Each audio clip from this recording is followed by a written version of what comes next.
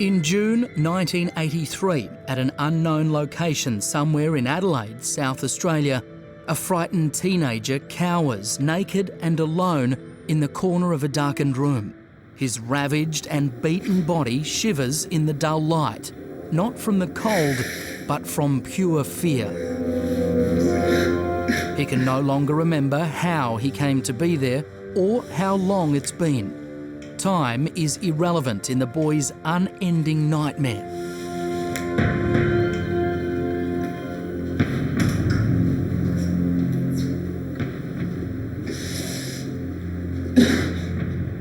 Finally, darkness begins to close in, and soon the teenager slips away into its comforting embrace.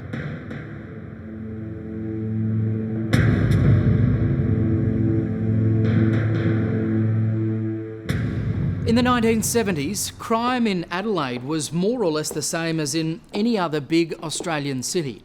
But as the decade drew to a close, people in Adelaide discovered that their city had a dark and sinister underbelly. Still reeling from the discovery of the bodies of 5 young women near the town of Truro, South Australia was rocked by yet another series of shocking murders. 16-year-old Alan Barnes is a typical teenager living with his family at Salisbury in Adelaide's northern suburbs. He's good-looking, energetic and fit, and has the world at his feet. Alan was cheeky. He had an answer for everything and everybody. He had one of those quick minds and he'd come up with a quip. He used to keep everybody laughing. One Sunday in mid-June 1979, Alan is hitchhiking home after spending the night at a friend's house. Police aren't certain what happens next. However, it's believed Alan is picked up on Grand Junction Road that traverses the city's northern suburbs. He is never seen alive again. On Monday morning, when Alan hasn't arrived home, his mother, Judy, calls police to report him missing. My children always rang to let me know if they were going to be late. So I rang the police and said, there's something wrong, you know. My boy's started on his way home, but he hasn't reached here. Police appeal for information about the teenager's disappearance. A motorist tells them someone matching Alan's description got into a car containing 3 or 4 people.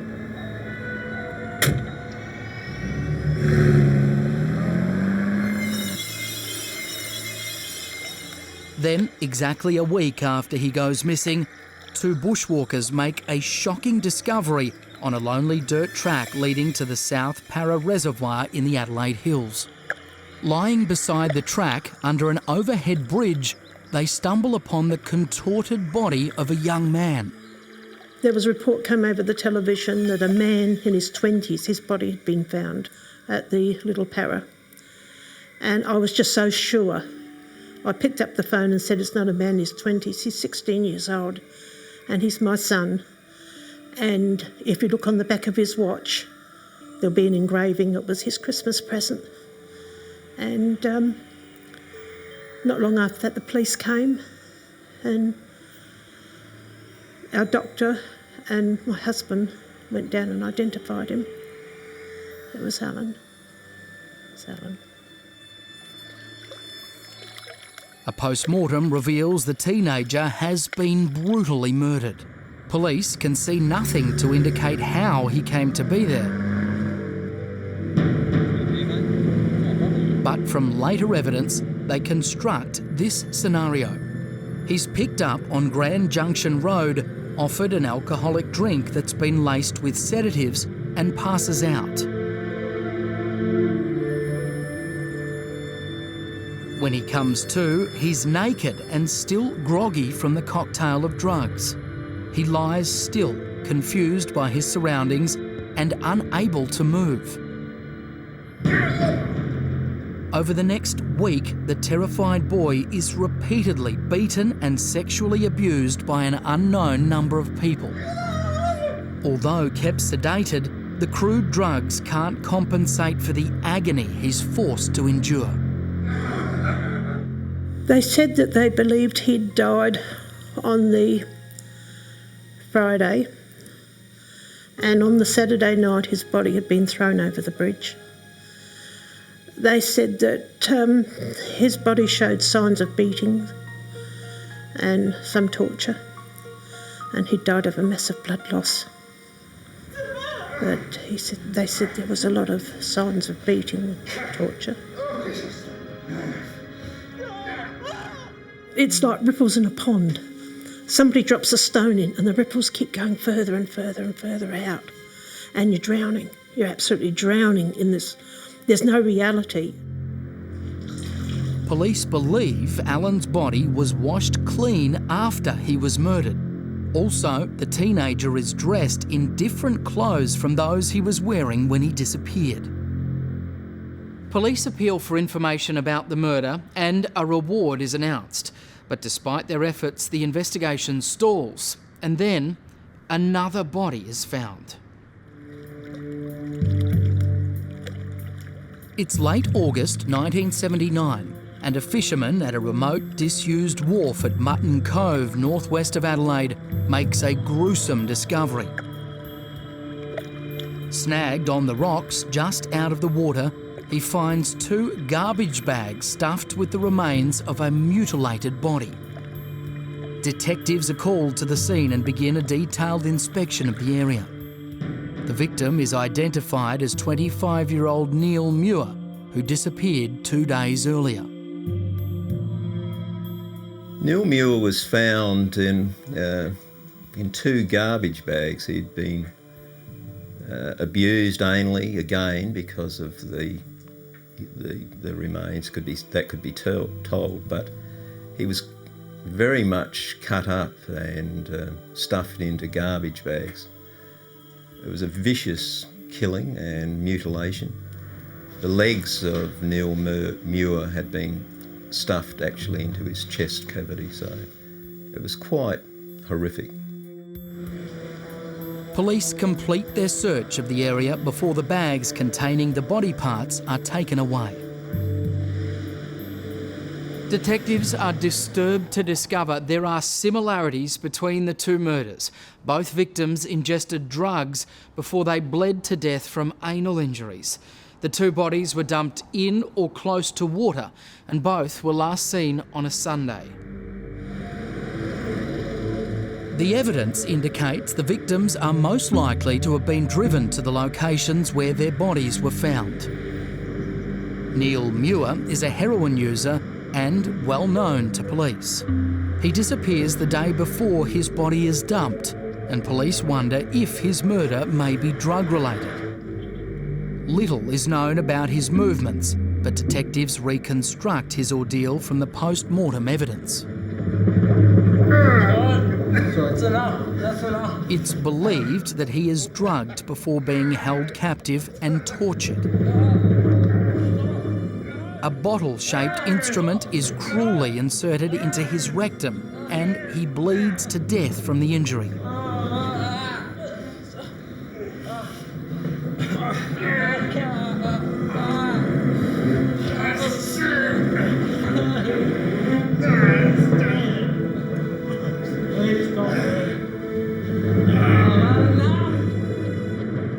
Afterwards, his killer hacks into his spine with a saw, severing his head.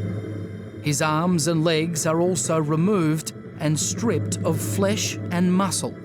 His internal organs are removed and placed in a plastic bag, which, along with his severed limbs, are then stuffed into his mutilated torso. His head, bizarrely, is wired to his body and placed flat against his chest before the whole package is tightly fitted into a large garbage bag ready to be dumped at Mutton Cove. The murders of Alan and Neil send shockwaves through the community. As the murders clearly are linked, it seems likely that yet again a group of sadistic serial killers is operating in Adelaide. Following the murder of Neil Muir, police receive a tip-off from an anonymous caller suggesting that Adelaide accountant Bevan Spencer Von Einem may be responsible for Alan Barnes's death. It was believed from subsequent witness statements that he was seen with Von Einem, but that couldn't be actually backed up. Detective Kipling, we're here to ask you, were you in the company of Mr. Neil Muir last Saturday night? Yes, I was, but I dropped him off at a local hotel and I didn't see him after that. Do you know anyone that could verify that story? No, it was just The information is filed away along with hundreds of other leads. Well, look, thank you for your time. We may be back later to ask some more questions. Thank you. Thanks. Thank you.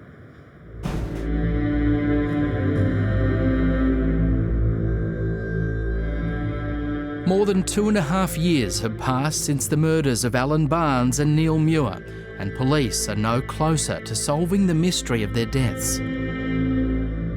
In February 1982, 19-year-old Mark Langley is with his family at a friend's birthday party. His father, David, his mother and 2 sisters leave early. Just a few hours later, Mark vanishes without a trace. Mark is a happy and contented young man, enjoying life to the full. Just a normal teenager. He liked girls and he liked motor cars and motorbikes. And he just was a great lad. He's last seen in the early hours of Sunday, walking towards the Torrens River near the city, after having had a minor argument with 2 friends. Later that morning, David Langley becomes concerned when he discovers his son hasn't come home. From about 9 o'clock, we were starting to get worried the next day. 12 o'clock, I was that worried I went to the police. And that's not much leeway, you know, for an 18-year-old. But we knew there was something wrong. Over the following days, police conduct an extensive hunt and interview those who last saw him. Divers are brought in to search the Torrens River. Days pass and there is still no sign of Mark. We were still hoping that maybe something just gone wrong. He was just injured or something like that. It's believed that shortly after his last sighting, Mark accepts a lift from a stranger. Hey mate, you want a lift? Want a lift? Yeah. Jump in. Thanks. Not a problem. How you doing? Not bad, how are you? Good, mate, good. Where you off to? Oh, well, Would you like a beer? yeah, sure. He's handed a beer pulled from an esky on the back seat of the car. Thanks. That in here. That's a boy. Mum's not here to stop you now, don't worry about it. Yeah, have another swig, it's good for you. Got another one in the back when you finish it, don't rush it. As the car speeds through the night, Mark suddenly begins to feel drowsy. He struggles to keep his eyes open. The beer is laced with a powerful sedative, and minutes later, the teenager passes out in the front seat of the car. Just getting your beer in, you're probably a bit dehydrated. Over the next 48 hours, he's kept sedated at an unknown location. He drifts in and out of consciousness and is subjected to a series of perverted experiments. What are you doing? Get your sick freak! Get away! No! He's violently assaulted with a bottle and bleeds to death from massive internal injuries.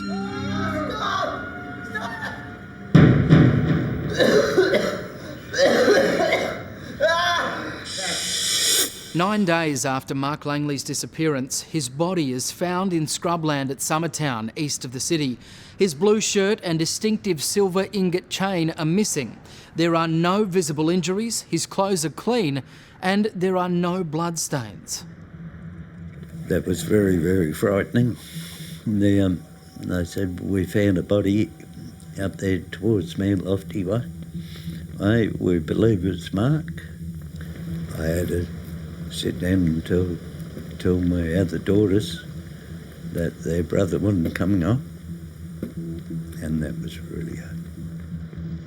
The post-mortem conducted at the Adelaide morgue reveals something even more bizarre.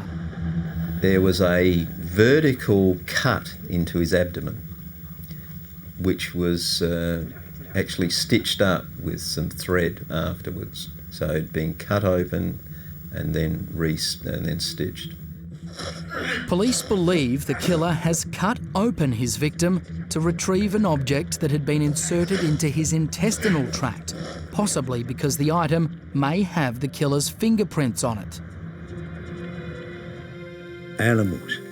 An animal would not do that. You know, all these years I've been trying to think of what to call them. You do not call them men, you do not call them people, and you do not call them animals. What do you call them? And for 25 years, I could not think of a name to call them. You know, to address the press. What do I say to it? What do I call these people? They're not human. Mark Langley was held captive and tortured for several days and, like the others, had been forced to ingest alcohol and drugs. Detectives now consider the same person to be responsible for all three murders. Interestingly, Bevan Spencer Von Einem's name keeps cropping up, but he's just one of many persons of interest. Fearing more bodies are out there, they reopen the case files on other missing teenagers, including one on Peter Stogneff, who disappeared 6 months earlier. 14-year-old Peter Stogneff is a talented youngster with a flair for music, living with his parents in Adelaide's northern suburbs. Well, Peter was born in Sydney. I thought he was the most beautiful baby in the whole world. And when my friend had a look at him and she said, but look at his face, he's all got red on his cheeks and everywhere. I said, you be quiet, he's my beautiful baby, you know. On Thursday, the 27th of August 1981, Peter says goodbye to his mother and heads off to school. However, he isn't planning on attending school that day, having decided to skip classes and travel into the city to meet up with a friend. His father, Alex, comes home from work early and finds Peter's school bag in the garage. I walked into the house, Lydia was home, and asked her, how come Peter's bag is in the garage? She said, I don't know. So he must have been planning something to do, to wag a die from school or something, because he left his bag in the garage. Peter had intended to go to the Rundle Mall shops, but somewhere between his home and the city, he mysteriously disappears.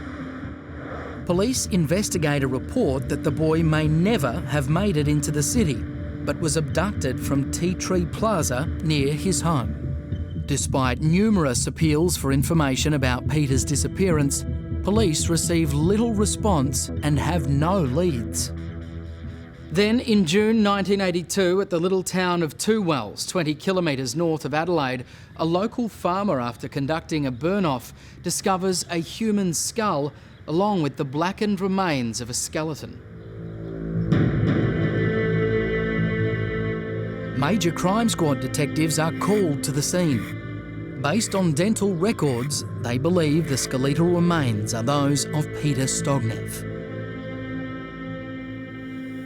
And I just couldn't accept that. Why they could be Peter's? He's such a little boy, you know. He didn't do anything to anybody. A forensic examination reveals extraordinary similarities to the other victims' injuries. Where they went to, we can only speculate. We don't know. The back had been cut through with his saw, so his spinal cord had been cut through, and his legs had been cut through above his knees with a saw as well. Even to this day, the Stogneffs aren't completely certain the remains found at Two Wells belong to Peter. I waited every minute for him to come home, every minute. Well, definitely we want the answers, desperately, yes. We would have helped to go along to battle this hard life, the one we have at the moment. It's always in your mind that we wish we would have more evidence that it is him. Till this day, I don't think it's even him.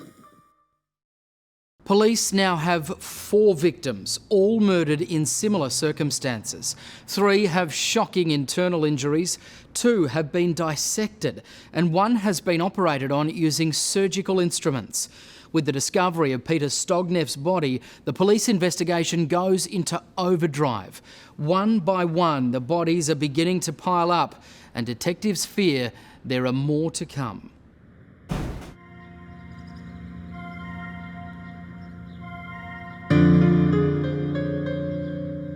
After the discovery of Peter Stogneff, the 4th of the murdered boys, 15 months go by and police are no closer to solving the crimes. With the passage of time, the public's anxiety begins to diminish.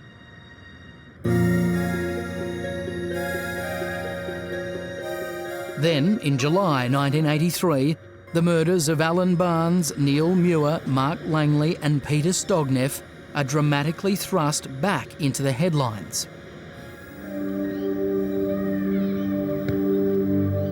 15-year-old Richard Kelvin lives with his parents Rob and Betty Ann in the trendy suburb of North Adelaide.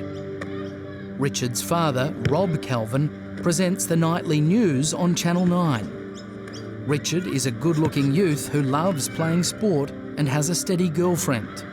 Journalist and family friend Rex Leverington describes Richard as a normal teenager who's much loved by his parents. You know, it was one of those just nice families that they all gelled. You know, you could turn around and almost say that what a perfect family they were.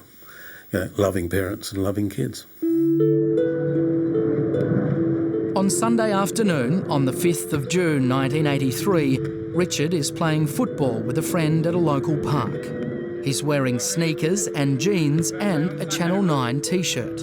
For a bit of a joke, he's borrowed the studded collar from the Kelvin's family dog and is wearing it around his neck. It's getting dark and Richard is due home for dinner.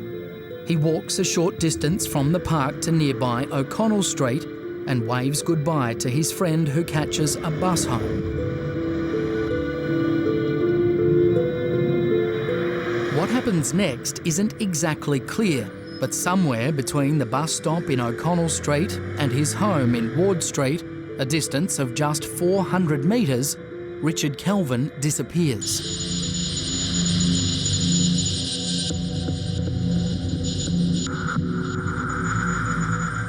When Richard fails to arrive home, his parents alert police.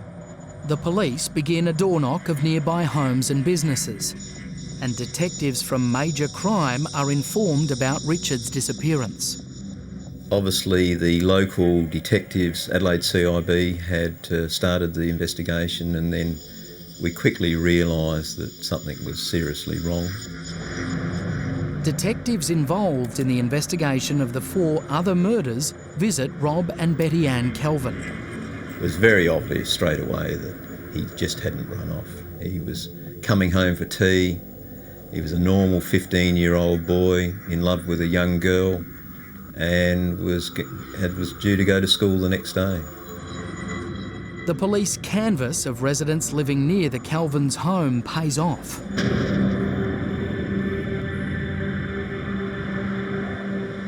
A security guard living nearby tells detectives he heard cries for help and car doors banging at around 6:15 on the night that Richard disappeared.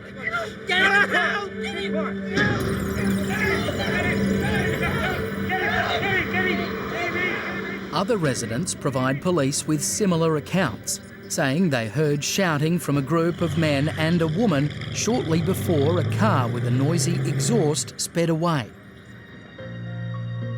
News of Richard's disappearance resonates around the country. News presenters are major celebrities. For one to lose a son is a big story. It would be like one of Brian Naylor's children suddenly being on the front page of the paper, having disappeared in awful circumstances. Or if you're watching the program up in Sydney, it'd be like Brian and Marty Henderson's, one of their daughters, suddenly having disappeared. So it had that sort of impact in Adelaide. Almost immediately, there's speculation that the teenager might have fallen prey to the same killers responsible for the 4 other unsolved murders.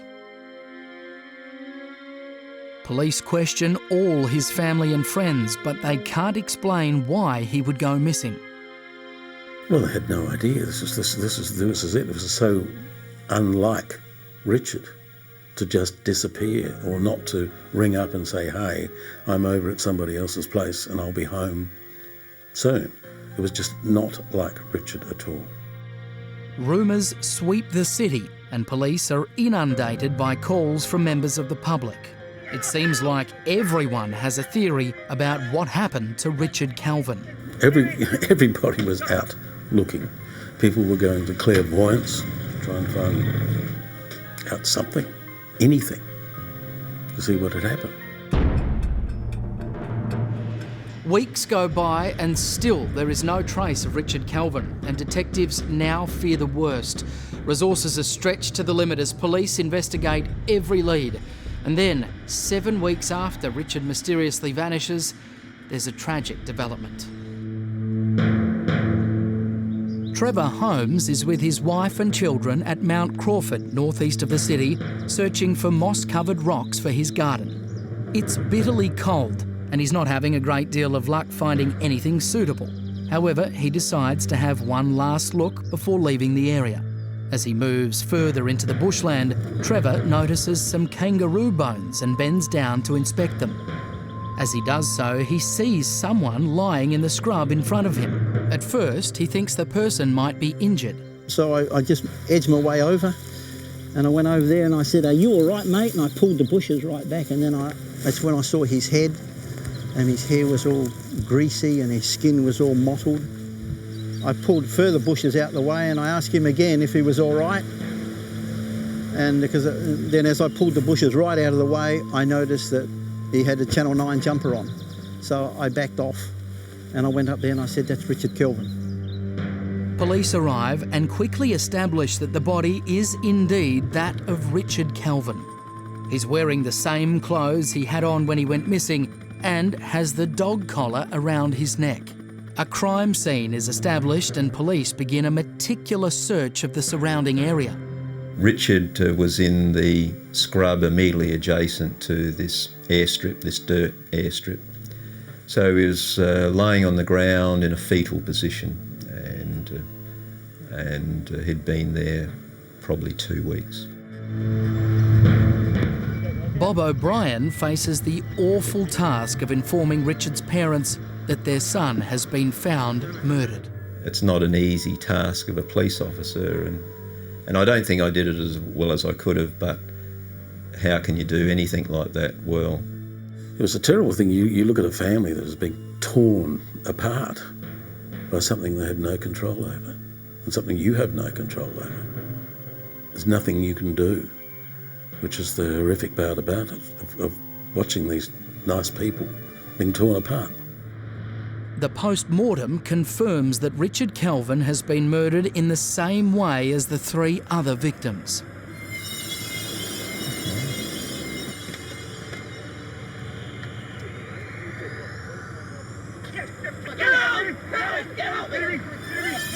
Get off me! Shut up! Get off! Get up! Just stay down! Help! Shut up! You shut up! Get off me! Get his arms! Get his arms! Get his... Stop him! Stop him! It's going to be fun. We're just taking you for a little ride. After being abducted near his home, Richard is driven to an unknown location. Good. It's going to be okay. Held captive, the terrified boy is made to swallow a cocktail of powerful and stupefying drugs.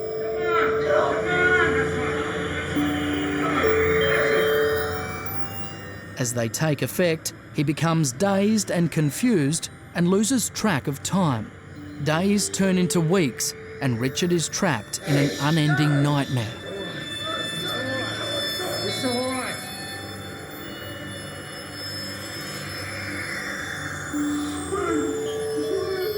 Each time the door opens, the boy cowers with fear, terrified of what's to come.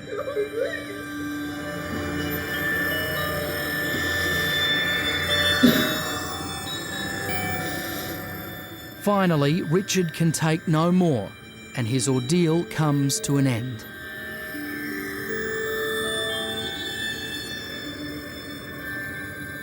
Police deduce his body is then washed to remove any traces of evidence, and he's redressed in his own clothes before being taken away and dumped in the bushland at Mount Crawford.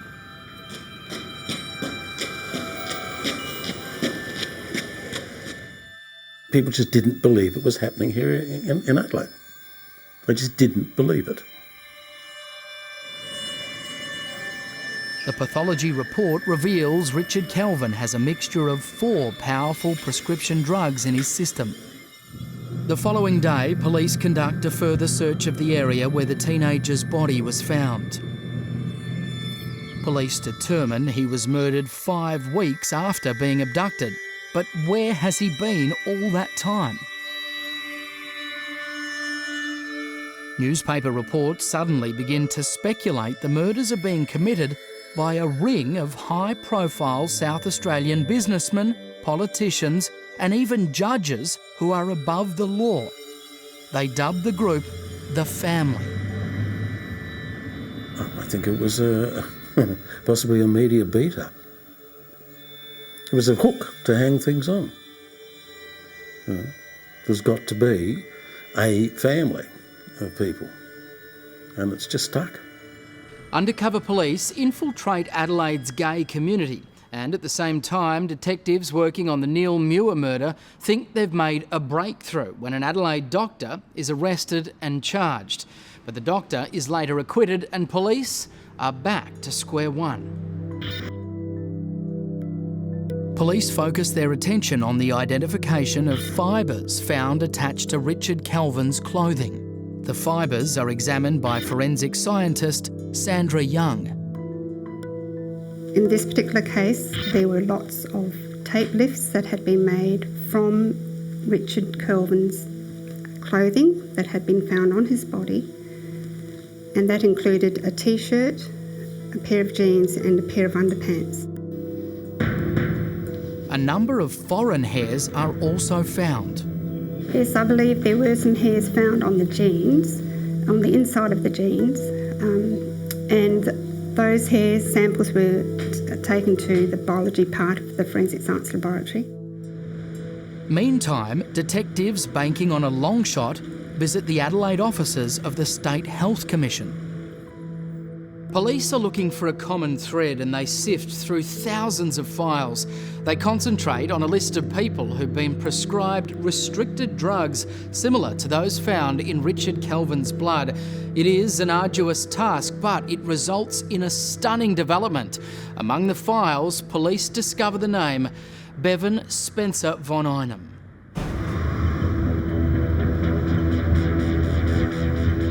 South Australian detectives investigating the horrific murder of Richard Kelvin identify a major suspect. He's Adelaide accountant Bevan Spencer Von Einem. He is catapulted to the top of the list when police discover he's been prescribed a restricted drug that's been found in the bodies of 2 murder victims, Richard Kelvin and Mark Langley. Detectives visit him at his home in the northeastern Adelaide suburb of Paradise, where he lives with his mother. Police tell him they want to ask him about the prescription drugs. Mr. Von Einem, your name does appear on a list of restricted prescribed drug users. We have interviewed most of the people on that list. Given that your name is on it, we'd like you to accompany us down to the station for some further questioning. Sure, but I'd have to phone my solicitor, get him to meet me down there. No, that'd be fine.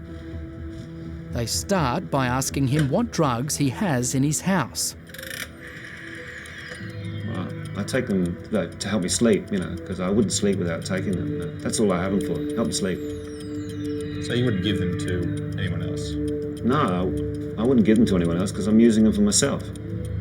Detectives then cut to the chase and ask him straight out if he knows anything about any of the murdered boys. I've never heard of anyone called Alan Barnes. Did you kill Alan Barnes? No, I don't know who he is. Did you kill Peter Stogneff? No, why are you asking me these questions? I don't know. I don't know who these people are. Do you know anybody who may have killed them? I don't know these people. I don't know what you're asking these questions for. Did you kill Mark Langley? No, I didn't. I don't know who these people are. Did you kill Richard Kelvin? No. Following the interview, Von Einem allows police to take samples of his blood and hair. He also agrees to let police examine his car and search his home. Mate, that bathroom's clear? Oh no, that's fine. Good. In his bedroom, they find various drugs, including those found in the bodies of several of the victims. It's all clear there, kid. The drugs are found behind a mirror in his bedroom and in a carry bag. That's mate, I think we've got something here. Well done. Keep it.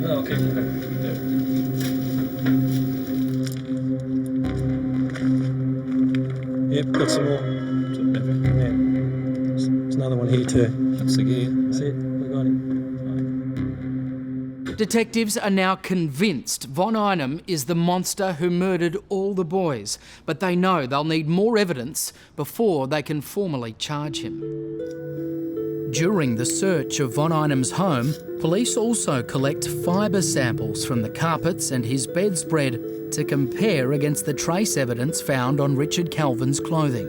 Police dig deeper into his past and find he's been interviewed previously about an incident involving a young boy. I have no cause to give them to anyone else because they're just me. This lad was taken back to a house where transvestites live, and the story was, come back to the house and we'll have a party, there's some girls there.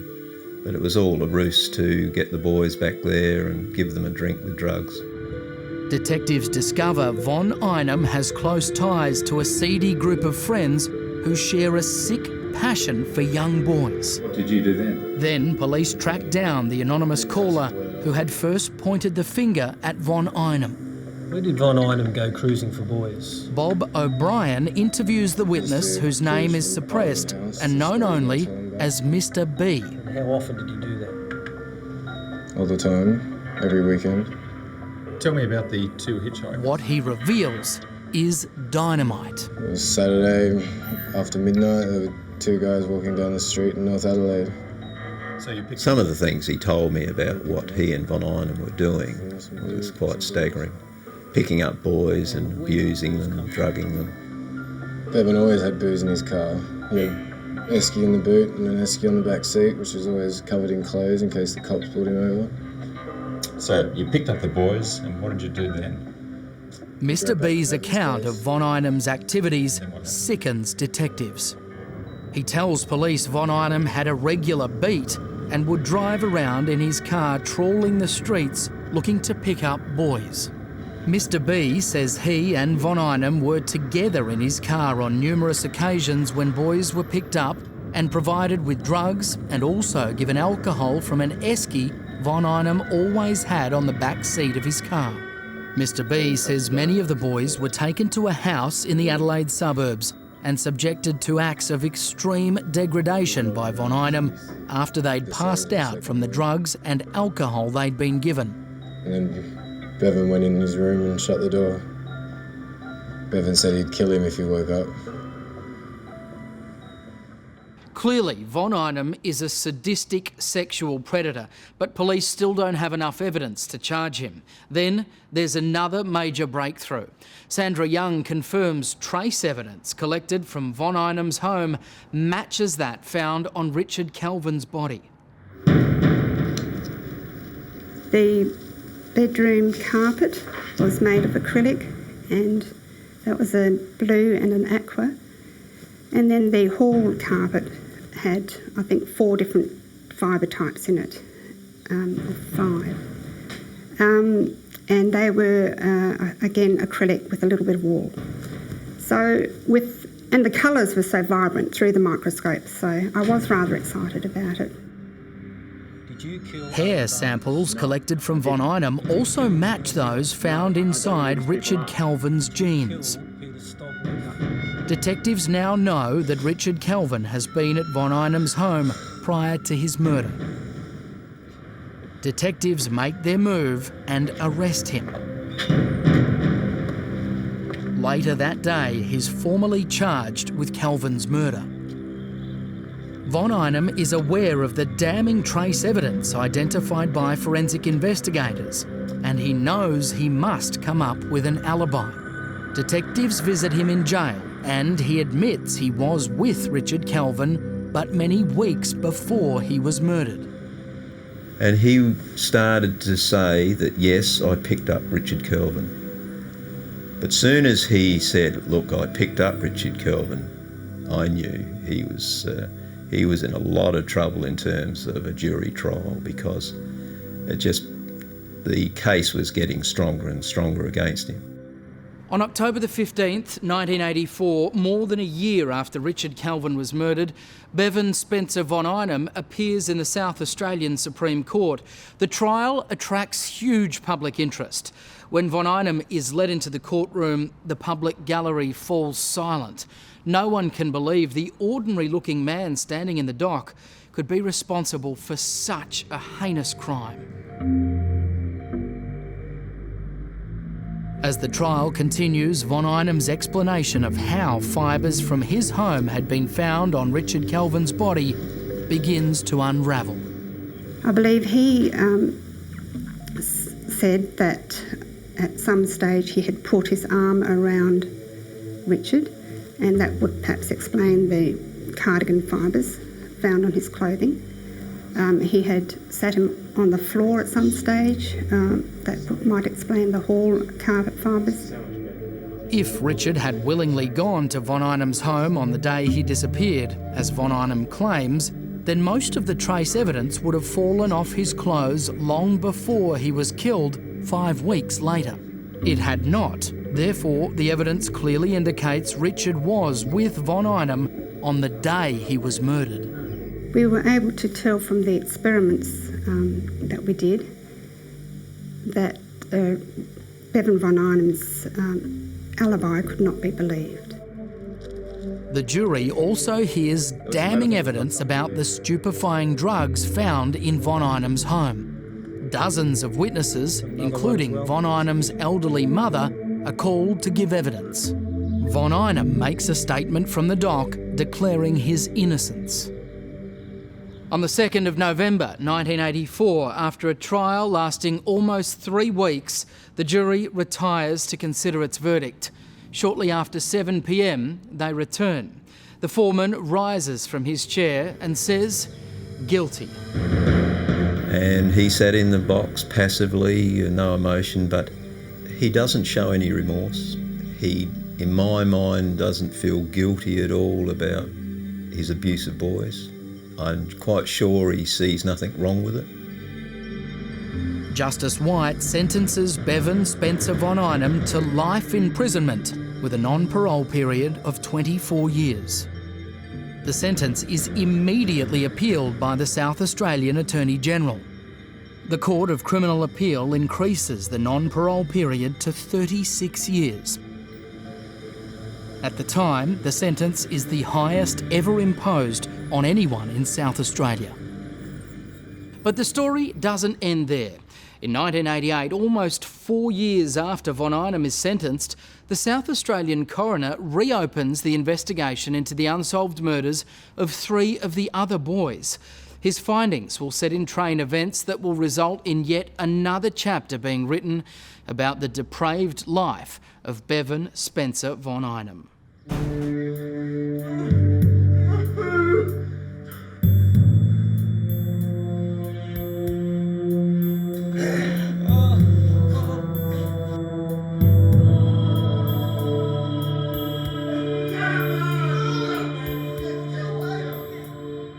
Following Von Einem's conviction, police re-interview secret witness Mr B. He's granted immunity from prosecution, and in exchange, he agrees to give further evidence against Von Einem in court. This convinces the South Australian Director of Public Prosecutions to allow police to charge Von Einem with the murders of Alan Barnes and Mark Langley. On March the 5th, 1990, 11 years after the murder of Alan Barnes and 8 years after the murder of Mark, Von Einem appears in court charged with their murders. He pleads not guilty to the charges. In a stunning development, Mr. B tells the court he'd seen Von Einem with Alan Barnes before the teenager went missing. The court also hears evidence that Von Einem had been in the area near the Torrens River on the same night Mark Langley disappeared.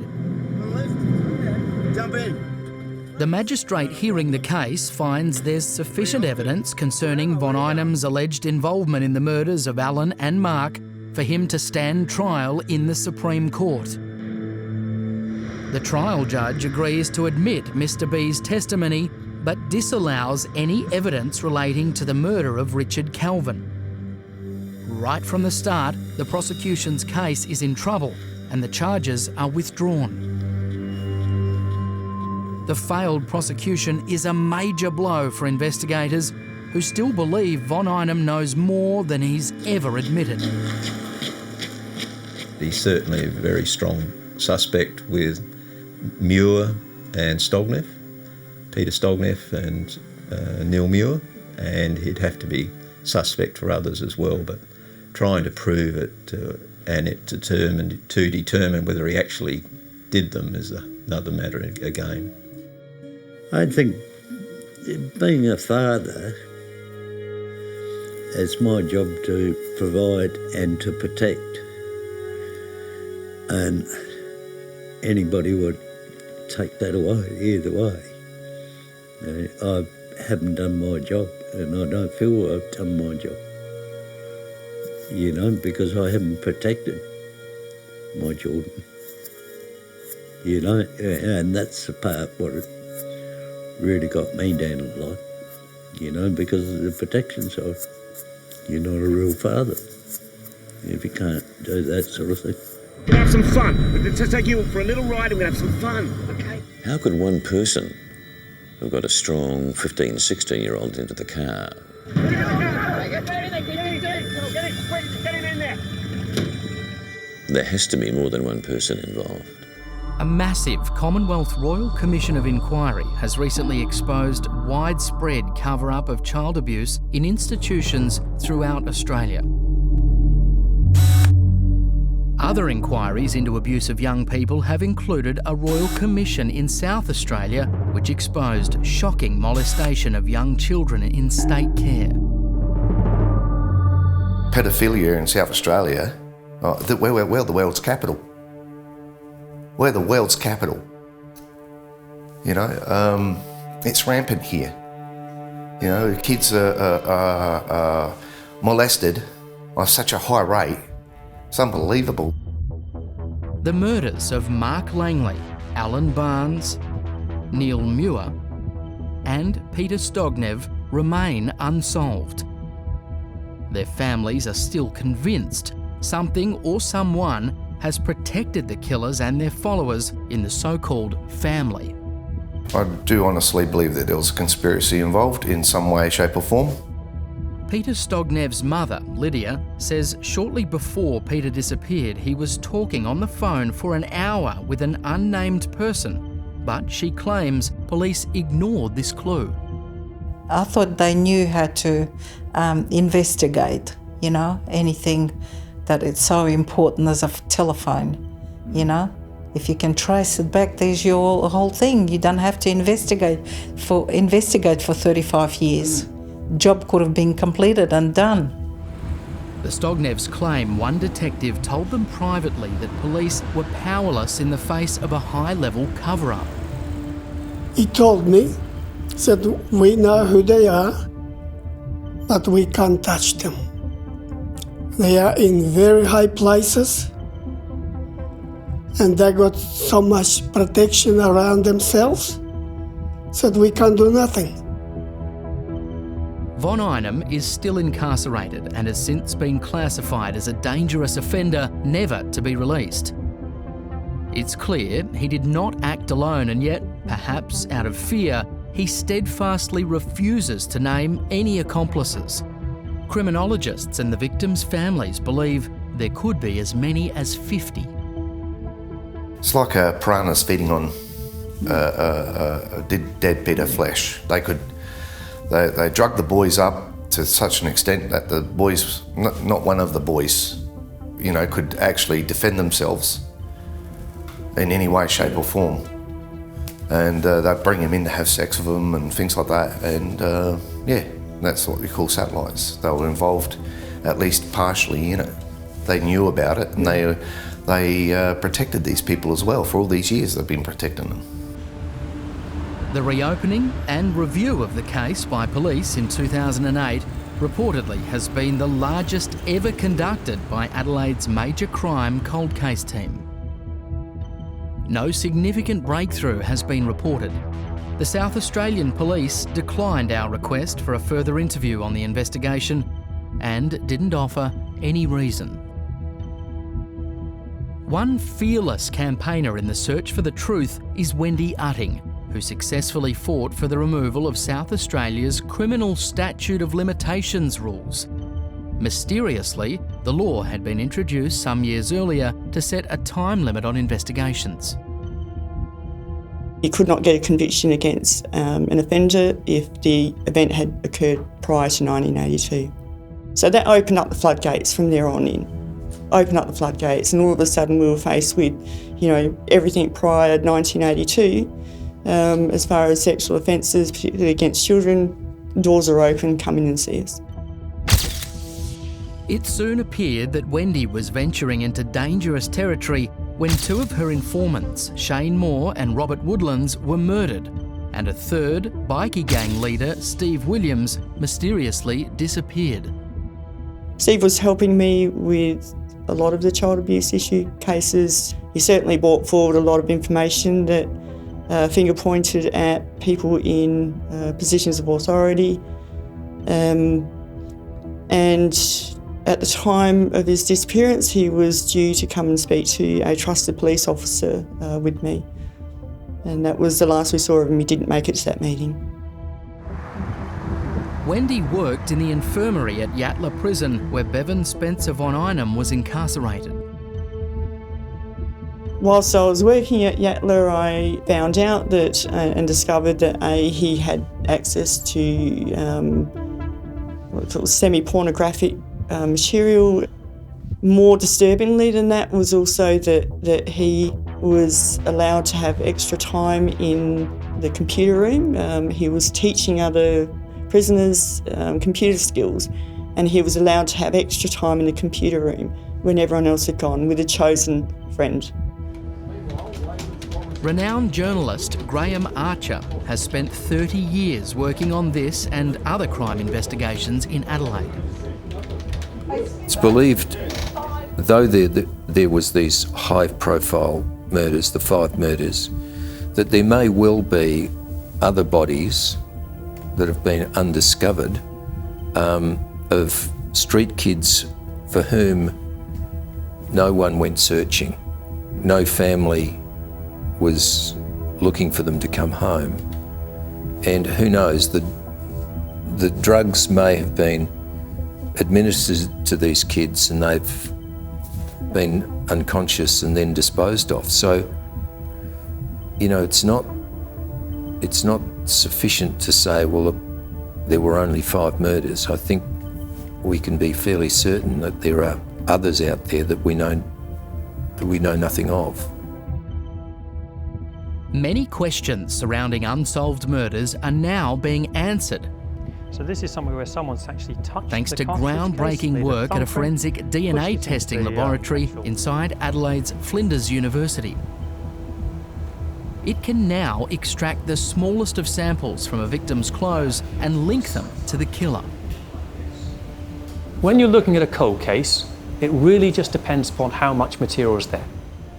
Our method has been shown to be able to generate really good results from tiny traces. So that's why we're interested in this technology. Alan was found wearing not his own clothing, but somebody else's. Is that clothing still in evidence with South Australian Police? Can we bring that back out now and retest it using modern techniques and see if we can finger point somebody else? Can we bring in the other people that were obviously present and responsible for abducting and raping, torturing and murdering Alan and the other victims. The families of the 4 missing boys are convinced that only a fresh coronial inquiry will force all persons of interest to give evidence under oath and, finally, expose the family killers. I believe that we need a coronial inquiry, coronial inquiry. We need to look at who else was involved with Von Einem in these acts. It's not good enough that one person's gone to jail over it when we already know that there are other people involved. There are an enormous number of rumours, an enormous number of potential leads, and clearly Bevan Von Einem is one of the perpetrators, and that's been dealt with and proven. But there are people out there who are responsible, who've been involved, who've never been brought to justice. And I think that's one of the great tragedies of this case, but it is enormously frustrating that these young lives can be lost and there can be no finality until those people are brought to justice. If you have any information, please call Crime Stoppers now on 1800 333 000.